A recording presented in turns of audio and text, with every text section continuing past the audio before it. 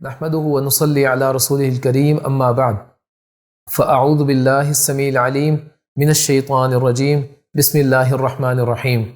نبی مکرم صلی اللہ علیہ وسلم کی وہ سنتیں جن کو لوگوں نے ترک کر دیا، ان میں سے ایک سنت چھینک لینے کے بعد الحمدللہ کہنا، اور جب جمائی آئے تو اس وقت بھی رسول اللہ صلی اللہ علیہ وسلم کی سنت کو اپنانا۔ یہ دو چیزیں، ایک چھینک ہے اور ایک جمائی ہے۔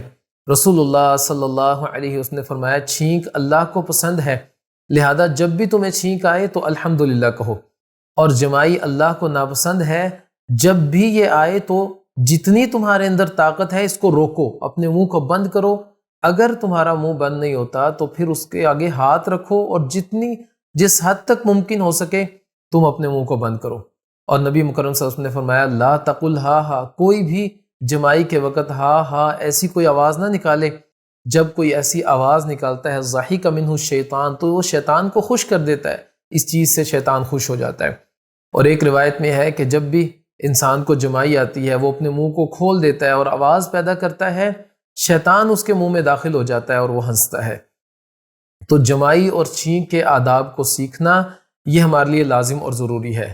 نبی کریم صلی اللہ علیہ وسلم نے فرمایا جب بھی تم میں سے کسی شخص کو چھینک آئے تو وہ الحمدللہ کہے۔ چھینک سننے والا یرحمک اللہ کہے، یعنی وہ الحمدللہ کہتا ہے تو سننے والا اس کو دعا دیتا ہے اللہ تم پر رحم کرے، اور پھر دوبارہ چھینک لینے والا اپنے اس بھائی کو جس نے دعا دی ہے اس کو دعا دے یہدیکم اللہ ویصلح بالکم، اللہ تمہیں ہدایت دے اور تمہاری حالت کو درست کر دے۔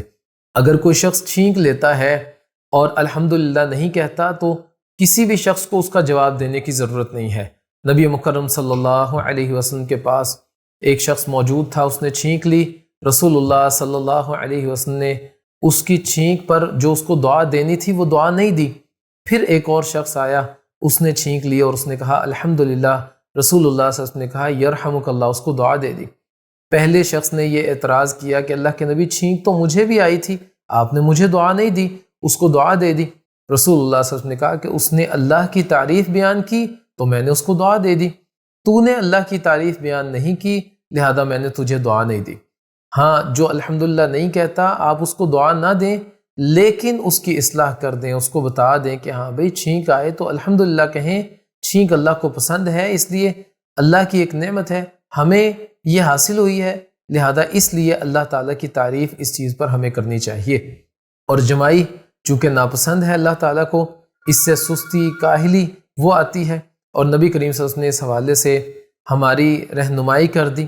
عملی تو کوئی بھی چیز موجود نہیں ہے کیونکہ رسول اللہ صلی اللہ علیہ وسلم کو اپنی زندگی میں کبھی جمائی نہیں آئی، لیکن ہمارے لیے نبی کریم صلی اللہ علیہ وسلم نے قولی حدیث اس حوالے سے بیان کر دی کہ جس کو جمائی آئے تو وہ جتنی طاقت ہے اس کے اندر وہ اس کو روکے، اور اپنے منہ کو کھولنے سے وہ ہر طرح سے جتنی اس کے اندر طاقت ہے وہ باز رکھے، اگر کھل جاتا ہے تو پھر اپنا ہاتھ رکھ لے اور اس کو اچھی طرح سے بند کر لے۔ چھینک اور جمائی کے آداب ہمیں سیکھنے چاہیے، ان پر عمل کرنا چاہیے، ان دعاؤں کو یاد کرنا چاہیے۔